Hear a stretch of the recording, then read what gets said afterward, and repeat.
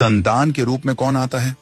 पूर्व जन्म के कर्मों से ही हमें इस जन्म में माता पिता, भाई बहन, पति पत्नी, प्रेमिका, मित्र शत्रु, सगे संबंधी इत्यादि संसार के जितने भी रिश्ते नाते हैं सब मिलते हैं, क्योंकि इन सबको हमें या तो कुछ देना होता है या इनसे कुछ लेना होता है।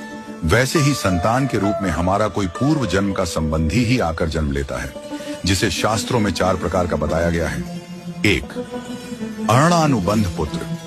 पूर्व जन्म का कोई ऐसा जीव जिससे आपने ऋण लिया हो या उसका किसी भी प्रकार से धन नष्ट किया हो, वह आपके घर में संतान बनकर जन्म लेगा।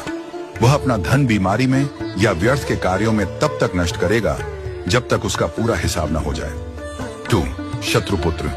पूर्व जन्म का कोई दुश्मन आपसे बदला लेने के लिए आपके घर में संतान बनकर आएगा। बड़ा होने पर वह माता पिता से मारपीट, झगड़ा करेगा या उन्हें सारी जिंदगी किसी न किसी प्रकार से सताता ही रहेगा। वह हमेशा कड़वा बोलकर उनकी बेइज्जती करेगा और उन्हें दुखी रखकर ही खुश होगा। 3.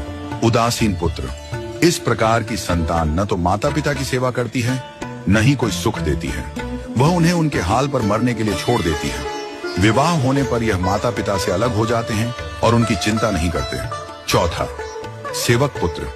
पूर्व जन्म में यदि आपने किसी की खूब सेवा की है तो वह अपनी की हुई सेवा का ऋण उतारने के लिए आपकी सेवा करने के लिए पुत्र बनकर आता है। जो बोया है वही तो काटोगे।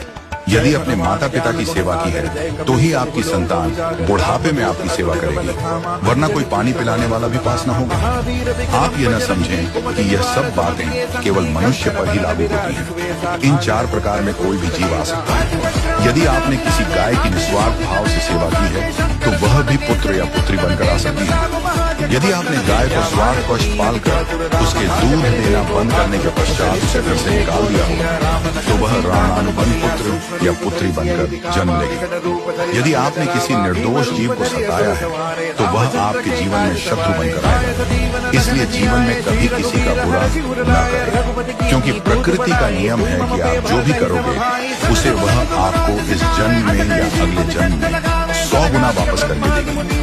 यदि आपने किसी को 1 रुपया दिया है तो समझो आपके खाते में 100 रुपया जमा हो गए। यदि आपने किसी का 1 रुपया छीना है तो समझो आपकी जमा राशि से 100 रुपये निकल गए। जरा सोचिए, आप कौन सा धन साथ लेकर आए थे और कितना साथ लेकर जाओगे। जो चले गए वे कितना सोना चांदी साथ ले गए। मरने पर जो सोना चांदी, धन दौलत बैंक में पड़ा रह गया, समझो वह व्यर्थ ही कमाया।